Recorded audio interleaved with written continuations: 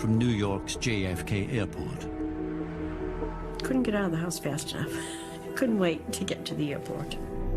21-year-old Nicole was returning after 6 months abroad. A Pan Am 747 carrying about 250 We weren't people. really listening to anything in particular, but I heard about a plane missing over Scotland. On the other side of the Atlantic, fires burned in a small Scottish town. And then we went and inquired, and the gentleman said that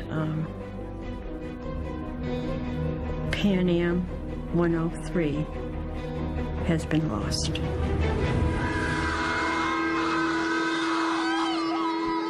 I collapsed at the airport. I was screaming, "My baby, my baby."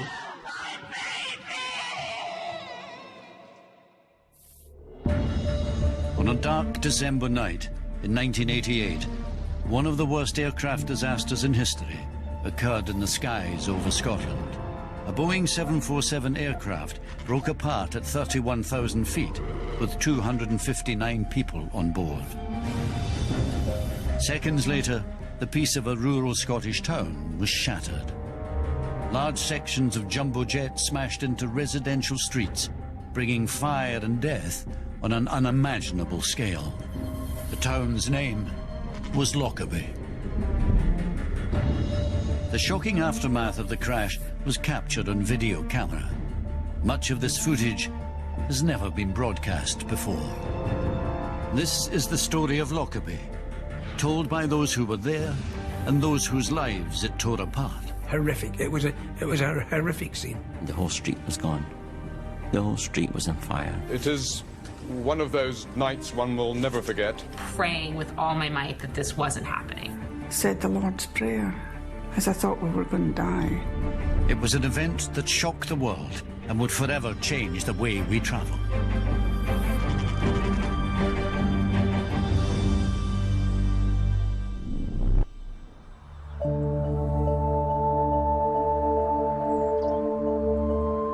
The small town of Lockerbie is located in the Scottish borders. It's a peaceful, rural corner of the country. Lockerbie sits on the M74, the main north-south route linking Scotland and England. For many, the town is just a sign off the road. A sleepy Scottish hillside town. Very welcoming place. A very quiet market town where very little happened, to be honest with you. The youngsters used to complain about there was nothing going on. You know, even going 12 miles to Dumfries was a big adventure. I knew where Scotland was, but and Edinburgh perhaps, Glasgow, but Lockerbie was just beyond my understanding.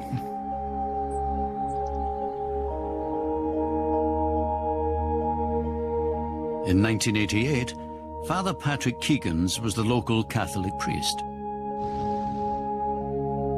He lived at number 1 Sherwood Crescent, a small street on the edge of Lockerbie. That Christmas, his mother was staying with him and had arrived on the afternoon of December the 21st. And I was looking forward to Christmas because Christmas in a small place is different from the city. There's a sort of quaintness and a real joy about Christmas. Local schoolteacher Helen Fraser also lived on Sherwood Crescent. Helen, her husband and 2 children lived at number 29. It was the first day of the school holidays, and I'd been teaching. The children and I went to do some bits and pieces of Christmas shopping. And we came back and we put up the Christmas decorations. As locals prepared for Christmas, they could have no idea that within hours their small town would become a household name and a symbol of worldwide tragedy.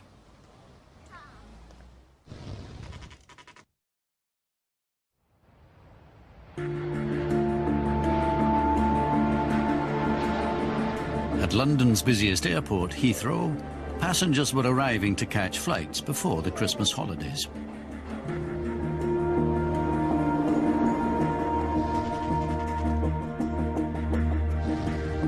Businessman Frank Chula was traveling to New Jersey to spend Christmas with his family. He didn't have to do anything when he came home. I even bought the sausage for the sauce, which was very important in our family. In fact, you know, I made sure that day, the 21st, I went out and made sure I had that in the house in case he wanted to make it that night. So my dad's big thing that he loved to do was go shopping on Christmas Eve. And that's insane. Like, no one likes to go Christmas shopping on Christmas Eve, and he loved it. And so he would save all my mom's presents for Christmas Eve. And for a couple of years, I did the shopping with him because I thought it was a really miraculous process because he would just go this, and just buy all of this stuff for my mom. Also arriving at Heathrow that day were 35 American students, members of a study abroad program run by Syracuse University. Among the 35 was politics student J.P. Flynn. J.P. was an accomplished athlete. Tennis was his best sport. He was first singles all the time, okay? Even when he was a little kid, he would jump all the way up to first singles. The one he loved the most was basketball because of the team spirit and the team playing and so forth. Traveling with J.P. that day was his friend, Tom Schultz. Tom's mum, Jane, had visited him in Europe a month before. When I walked into the kitchen, he said, "Oh, Ma, you're going to love it because we cleaned up the apartment for you." Well, cleaning up meant stacking about 1,000 pizza boxes in the corner. He had his hair cut real short, and he had it spiked. And I didn't say anything, and I knew he was just dying for me to say something about it. So after half an hour, he couldn't stand it, and he said, "Well, what do you think, Ma?" And I said, "All I can say is, I'm glad your father isn't here." Among the many departures that day was Pan American 103, a non-stop transatlantic flight from London to New York. Booked on board Flight 103 was Nicole Boulanger, a musical drama student at Syracuse. She loved fashion. They often describe Nicole as being able to put on a paper bag with accessories and looking like $1 million. She absolutely adored consignment shops, where she could endeavor to find the most interesting things, yet put together an outfit that most of us would be shocked to see, because how did she do that? At Heathrow, those boarding Flight 103 in London went through the normal check-in and security procedures. Their aircraft, a Pan Am jumbo jet named Clipper Made of the Seas, was having baggage loaded on board and being readied for the transatlantic flight.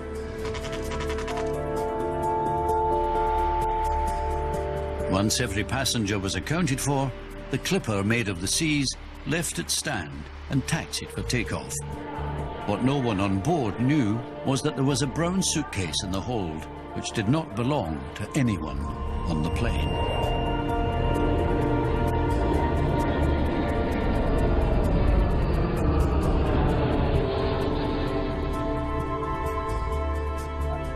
Once in the air, Pan Am 103 headed north.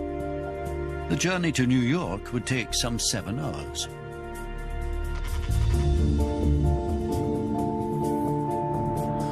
The 747 reached its cruising speed at an altitude of 31,000 feet. On board the flight were 243 passengers and 16 crew members. Sitting in the first-class cabin was businessman Frank Chula. I remember this one time where he came to the local pool and he was dressed in the most atrocious outfit with a cowboy hat, and everyone just thought he was like the coolest guy in the whole world, and of course I was so embarrassed. Drama student Nicole Boulanger was sitting over the wings in seat 28B. She had so many, many, many friends. And actually, Nicole was not fully aware of how much talent she actually had. Keen athlete J.P. Flynn was sitting in window seat 45A, towards the rear of the plane. Even though he was a very good athlete, He pushed his academics just as hard. He wanted to succeed at both. Sitting on the aisle, one seat from JP, was his friend, Tom Schultz. He was very good at arguing a point and usually won his arguments, so he had definitely the Irish, the gift of gab. 25 minutes into its journey, Flight 103 crossed into Scottish airspace and was about to turn west towards the eastern seaboard of the United States. The plane made contact with Prestwick Air Traffic Control. This was the last communication between the ground and the plane. 46 seconds after 7:02, Pan Am 103 disappeared from air traffic control radar screens.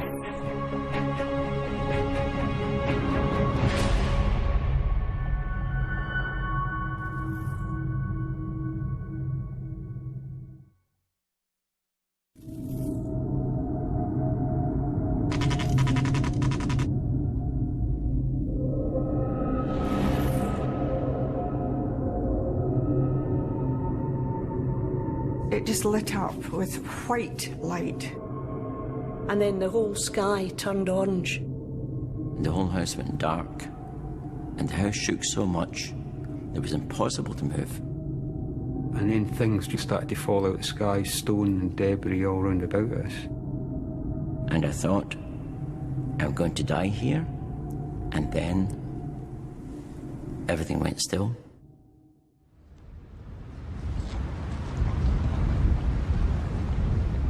I ran downstairs and the children came running from the kitchen, and I just grabbed them and we sat in the corner of the hall and said the Lord's Prayer, as I thought we were going to die.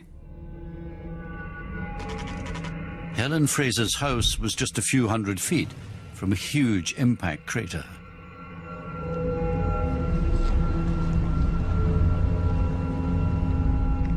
Within minutes, emergency calls reached the fire service. Their response was captured on radio. Multiple fires, casualties unknown. Main Street, Lockerbie, over. Officer 1 to fire control, roger.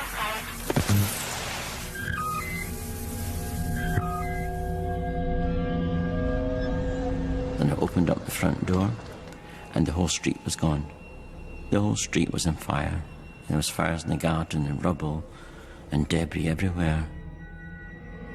Father Patrick Keegans and his mother were incredibly lucky to have survived. Number 1 Sherwood Crescent was just a short distance from the now blazing crater. And I said to my mother, we've got to leave. So I got her ready as best I could and put a scarf over her mouth and wrapped her up, and I put on a big jacket and boots and corduroy trousers. And I said, we'll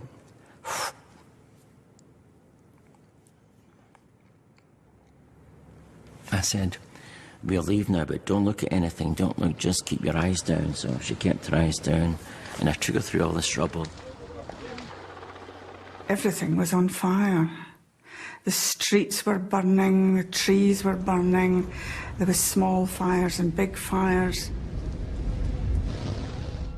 Sherwood Crescent had been hit by the central wing section of the plane, which included the fuel tanks.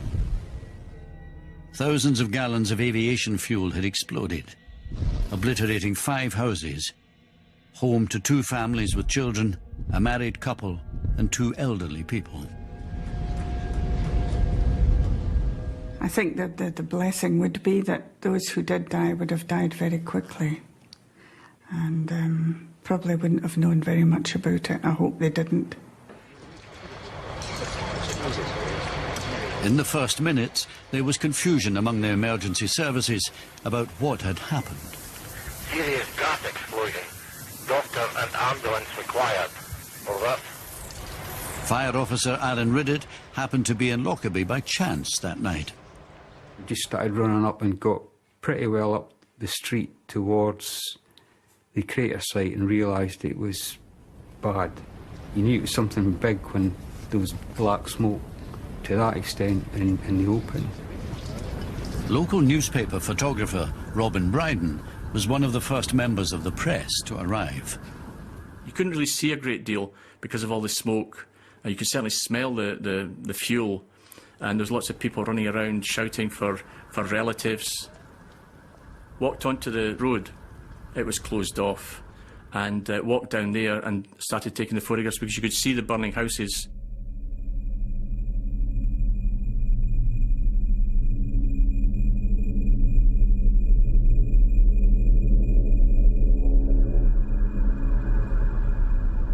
As I was walking up the street, the fires were breaking out in front of me and behind me, and I was frightened, you know. I was saying to myself, well, maybe get caught in something here. So I was tempted just to come back. There was nothing we could do here at all. I mean, absolutely nothing. The guy behind me, we started running across the fields to the houses. You know, I mean, the 1 or 2 houses were totally engulfed again, nothing you could do. But the ones on the outskirts, you know, there was obviously hope, you know. It was clear to many on the scene that this was some sort of plane crash, but they knew little else.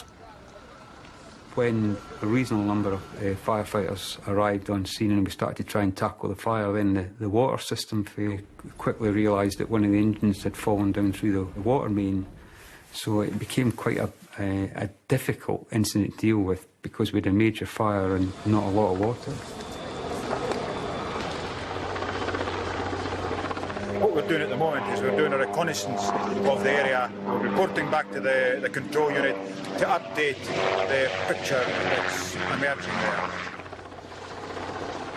The fire, to a large extent, was the least of the problems. I mean, the biggest concern was about were there any survivors, how could we help them. News that a passenger jet had crashed quickly spread across the country. Journalists and TV crews rushed to the scene. The phone rang in the newsroom and we were all there having a party. And the news came through that something had happened, a plane had downed. We realised immediately that we should go very, very quickly. In the United States, news reports began to filter through to families. I was listening to the radio, the news, and they told me about a plane going down. A jumbo jet went down over Scotland, hit a petrol station on fire. Now, I knew my husband was coming home, but it didn't give you the name, you know, the Pan Am or American, whatever. So I was a little nervous. I turned around, and the second time he came on, he did say Pan Am. Not 103, but he did say a Pan Am jet. And I think that's when my stomach just kind of sank.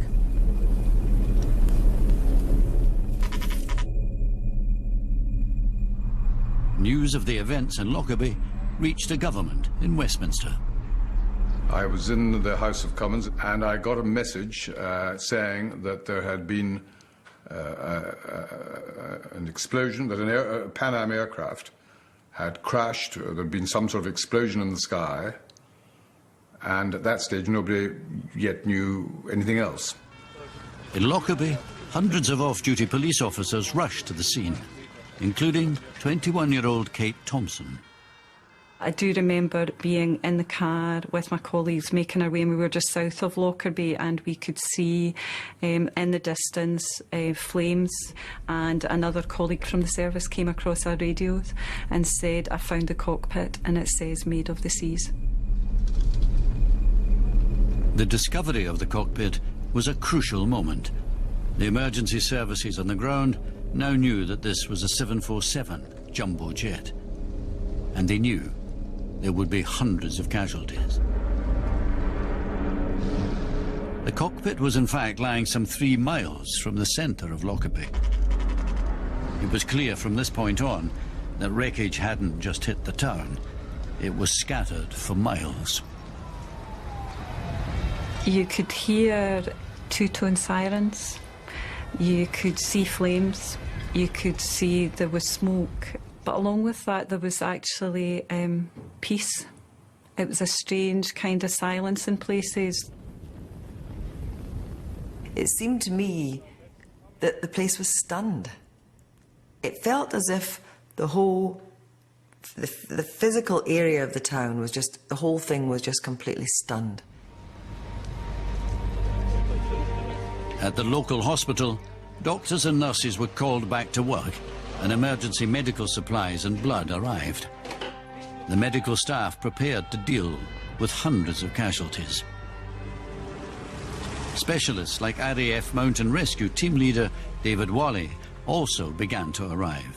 When I arrived at Lockerbie, well, all the way down you could see wreckage in the road. The smell of fuel, aviation fuel, absolutely stank. I'd never smelt it so heavy in the air, and the fires were just a Dante's Inferno. It was horrific. It was a horrific scene. It wasn't just aircraft wreckage scattered around, but the remnants of human life. And we went round, and within 5 minutes we knew we could do nothing. You know, it was mayhem. And, you know, without saying too much, you know, there was bodies everywhere, there was Christmas presents everywhere. Everybody that we could see was dead. The many ambulances that had arrived in Lockerbie stood idle. There were very few wounded among the local people. And at the hospital, staff were still expecting many casualties from the aircraft to arrive. There have been no survivors reported from the crashed aircraft, and we're waiting for Dr. Hill, who's the on-site medical officer, to give us an official stand down.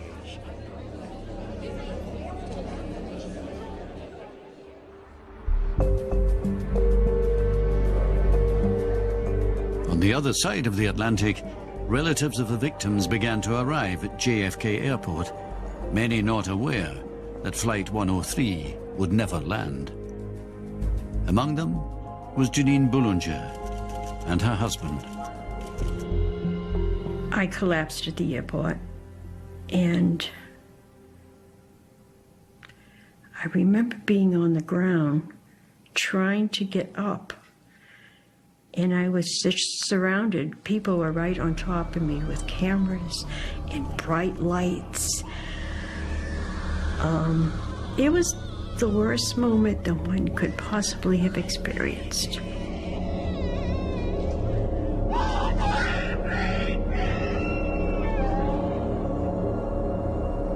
Other relatives would also hear the terrible news that afternoon. 17-year-old Michelle Chula was told to return home from school.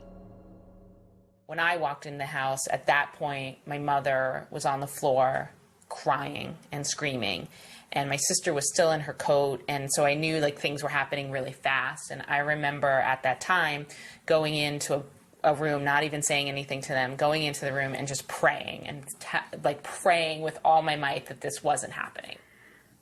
Parents are supposed to protect their children, and at that moment I realized that we could not have provided that for her. Even now, a few hours after the tragedy of Pan Am Flight 103, the full extent of the disaster has not been assessed. All around are fragments of the aircraft's fuselage. Helicopters hover overhead with powerful searchlights as the grim search for bodies continues. One of those walking the hills that night was Police Surgeon David Fieldhouse. We met up with one of those chaps with his dog, and he had found locations where there were bodies. And when the number got to about 10 or 11, we decided that we ought to go back and label every one of them, because we hadn't expected that sort of number. And we labelled them, well, I labelled them with my initials DCF1, and eventually up to 58. Around midnight, Scottish Secretary Malcolm Rifkind arrived in Lockerbie. When we first arrived, I was taken a tour of the site. There was, sadly, artifacts on the ground, a shoe, a handbag, various elements of personal property, which had just fallen from the sky. When one went to the first location, where there's a massive crater in the ground caused by the impact of the fuselage, the house is totally destroyed. Clearly, it must have been an enormously devastating event. As the news was officially confirmed that a jumbo jet had broken apart in mid-air, the first thoughts were not of a terrorist attack. When we first heard that the event started at 31,000 feet or around there, we worried about the integrity of the aircraft, frankly. The 747 wasn't a brand new design. It had never broken up in flight before, but if it was a mechanical malfunction or some kind of a structural failure, that would affect all the other 747s out there, perhaps. If this was a structural failure, it could prove catastrophic for the airline industry. Across the globe, thousands of passengers would be stranded just days before Christmas.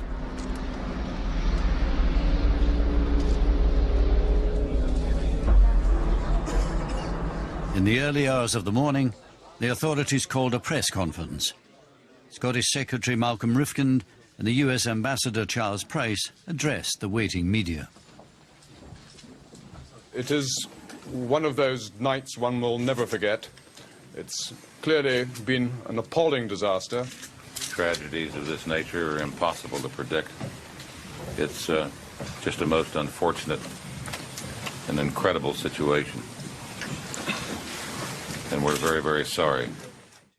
Nearly 10 hours after Flight 103 hit Lockerbie, the authorities still had very few answers. You couldn't just say no comment to every single question. You couldn't just say, sorry, I can't help you, but quite often you had to say that. It is certainly the case that the aircraft clearly experienced some form of explosion which has resulted in many parts of the aircraft falling in different locations. That we know. But what might have caused that to happen, I'm sorry, I could not even speculate. There was a huge sense of frustration, I thought, because we couldn't know. We didn't know what had happened. We didn't know whether it had been a massive engine explosion, engine failure, pilot error, a bomb. Nobody knew. And as a journalist, when there's so little you can say and so little that you can report, that is very frustrating. Scattered in and around Lockerbie were the bodies of the 259 people on board Pan Am Flight 103. Many of these victims would be found over the next few hours, but some would never be identified. My husband brought back some policemen, I think, at 3, 4 in the morning. And I think they saw off quite a lot of the Christmas brandy at that time, because I think my husband said that these men had seen things that they should never have seen, sights that just were awful. It was a harrowing time for all the local people, and all the volunteers were there, because I don't think anybody, including me, has seen anything quite as severe as that before. The full horror of Lockerbie would only emerge as the sun rose at daybreak.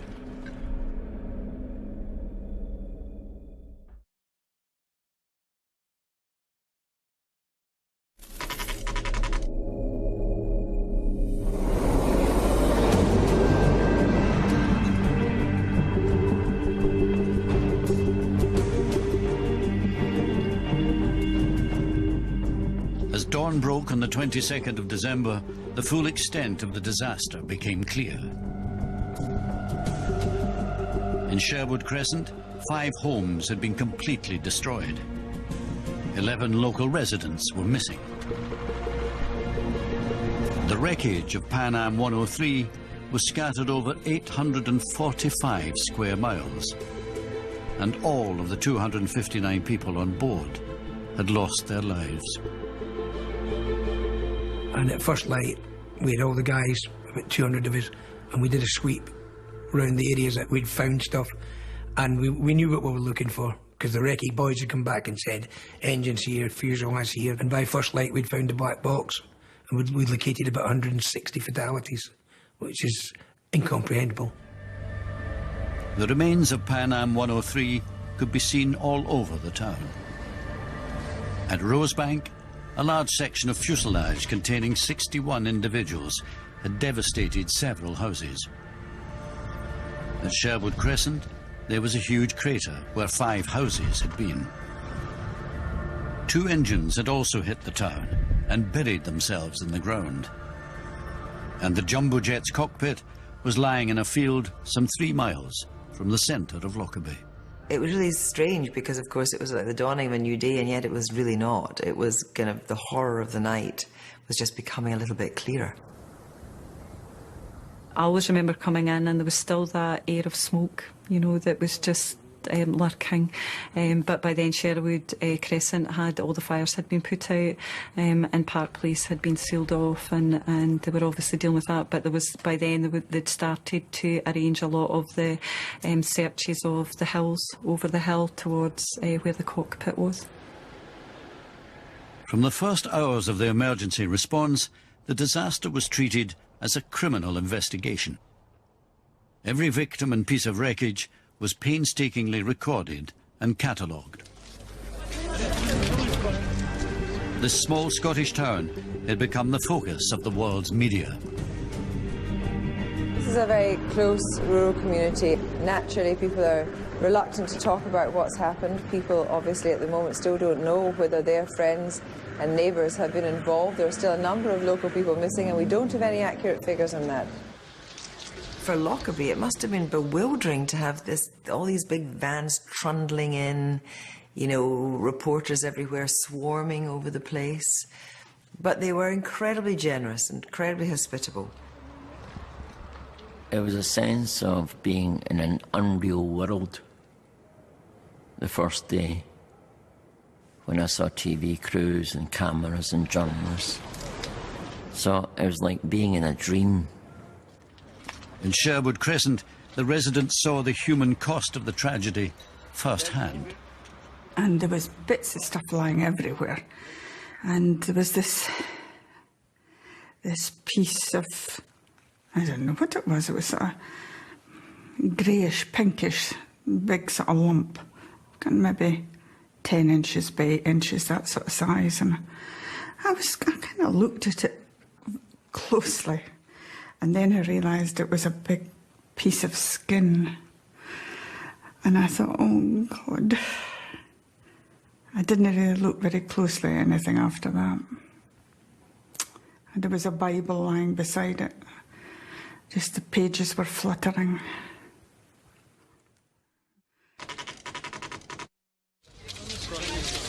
Some 17 hours after the event, Prime Minister Margaret Thatcher arrived in Lockerbie to see the disaster for herself.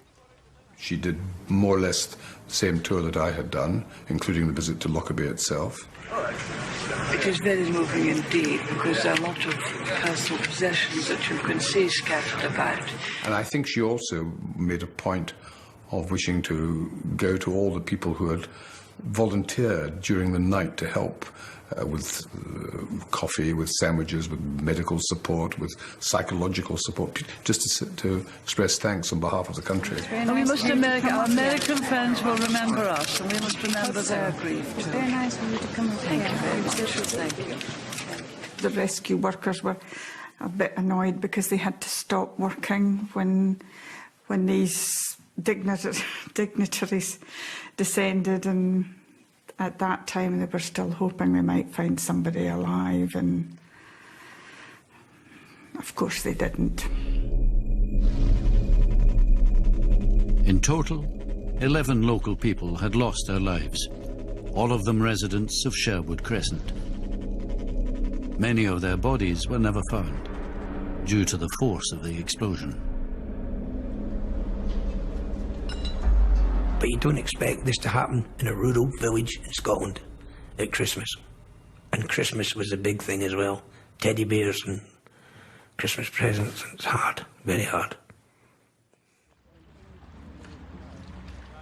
We had a lot of bits which we didn't know about until a policeman came and knocked at the door. So he had a quick look, and then he came back and he said, "You've got a few bits of human remains around." I went and picked some Christmas roses that we had growing, and I put a rose. Sorry.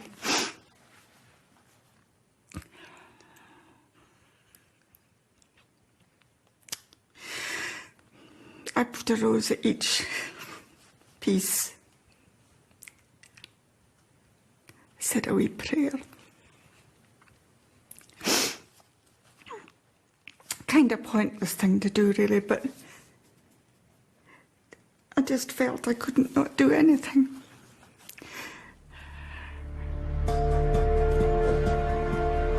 Hundreds of police officers, soldiers and accident investigators were ordered to comb the countryside around Lockerbie. They needed to locate thousands of pieces of wreckage, the missing bodies, and any clues that could help explain what had brought down Pan Am 103. 72 hours after the incident, FBI explosives expert Tom Thurman was called to a meeting with the lead accident investigator and asked to examine a strange piece of wreckage. He said, "This has been segregated out from a lot of things that we're finding out in the fields, and that it appears to be different." And I looked at it closer and closer, and I said, okay, based upon a quick visual at this point, which would have to be confirmed by absolutely a laboratory examination, this appears to be direct result of high explosives. There was a silence. The explosive device had been in one of the plane's baggage containers. This discovery changed everything. From this point on, Lockerbie was an international criminal investigation. But it would take several days for tests to confirm it was in fact a bomb, and a shocking act of terror.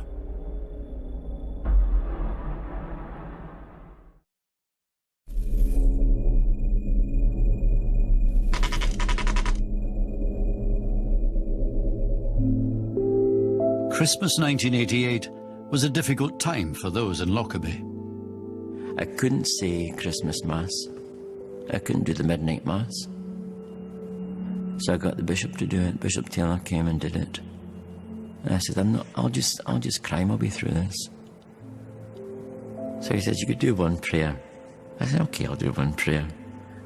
I got maybe 6 or 7 words out, and that was it. Just the tears came. The grief of those in Scotland was shared by those in the United States who had lost their loved ones. I remember Christmas Day just being the 4 of us, and it was the first time our house had been empty since it happened, and realizing that everyone else was with their family, and that this was really our loss. Like, even if people care about us, even if people help us, support us, this was ours, and we were going to need to deal with it. That was really eye-opening. Everybody just came and cried with us. Mm-hmm. And our whole family was there. In our memory of JP. Mm-hmm. So I forgot that. No, everybody was there. It was a non-existing time in many ways. And there was an empty chair at the table.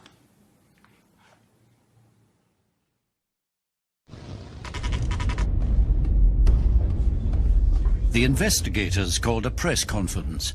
It would end speculation about what had caused the disaster. It has been established that 2 parts of the metal luggage pallet framework show conclusive evidence of a detonating high explosive. It was later established that an unaccompanied suitcase containing an explosive device had been transferred onto the plane at Heathrow. A reporter came up to me and said, "We've just gotten the news, it's just come over television, that it was a terrorist bomb that brought the plane down." A bomb. A young woman and many other wonderful people on that plane. Adults, very young children. Blown up in the air for what? In the months after the disaster, investigators pieced together thousands of fragments of evidence. They discovered that the bomb had been placed in a Samsonite suitcase. This bag had been transferred into the Pan Am baggage system from an Air Malta flight at Frankfurt Airport. We did know we were in for a very long investigation. It's tough when you have a murder. It's harder when the murder could have happened literally anywhere in the world, and the people that perpetrated that murder were unknown and could be who knew where at that point in time.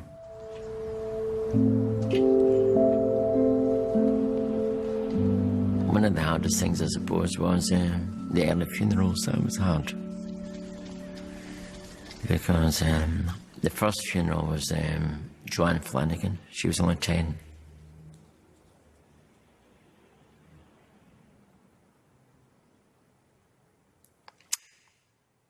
And that funeral was here. I was conducting the funeral. I didn't feel very strong.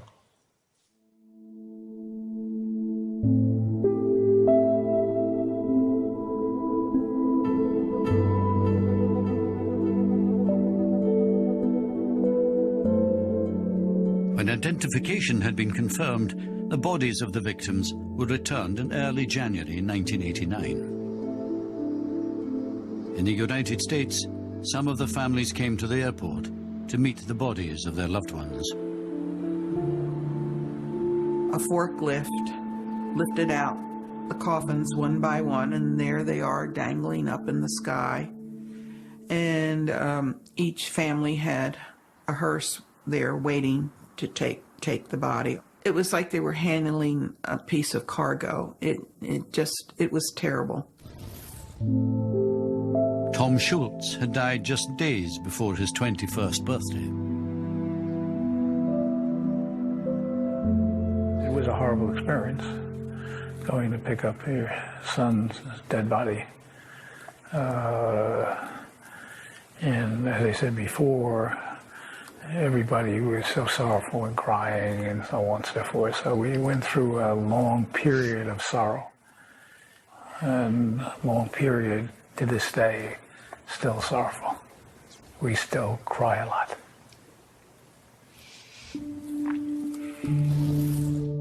J.P. Flynn would have celebrated his 46th birthday in 2013. Frank was returned home on the Concorde through the bank. And naturally, they cremated him in London and all. And on the plane, they knew the story. And which I thought was the nicest thing I heard at that time, was that they all toasted him with champagne.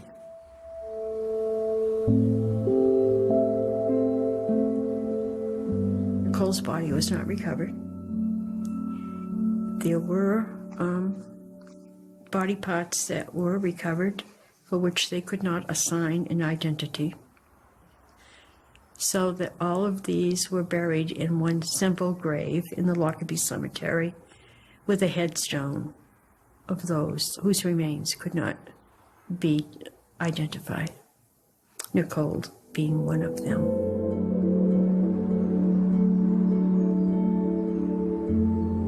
The remains of 17 individuals who could never be identified lie in the Lockerbie Cemetery.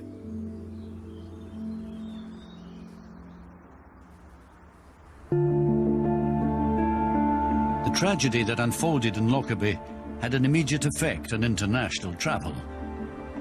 In the United States, a presidential commission examining the events made 60 recommendations to tighten airport security.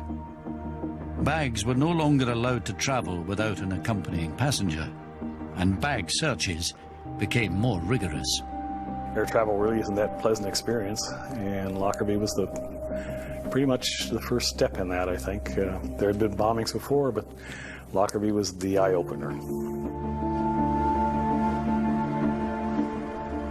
In the year 2000, at a specially convened Scottish court sitting in the Netherlands, Libyan nationals Abdel Basset al-Magrahi and Al-Amin Khalifa Fahima were tried for 270 counts of murder.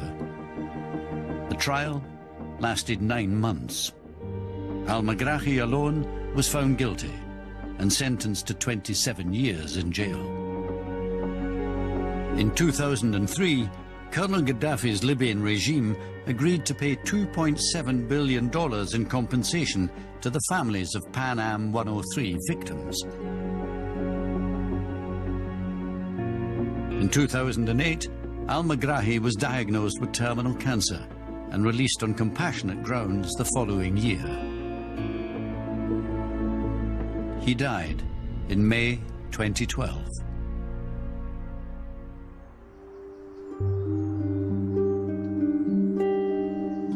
If those who've died were able to speak to us just now, what would they say?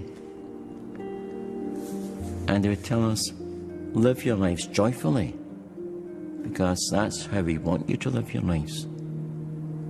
Because in the back of my head too, there was this thought, we're not going to allow the terrorists to have our lives as well.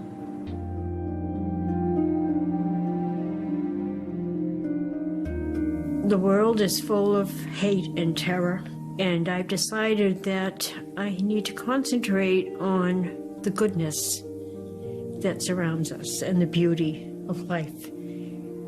Because I don't think my daughter would want anything else.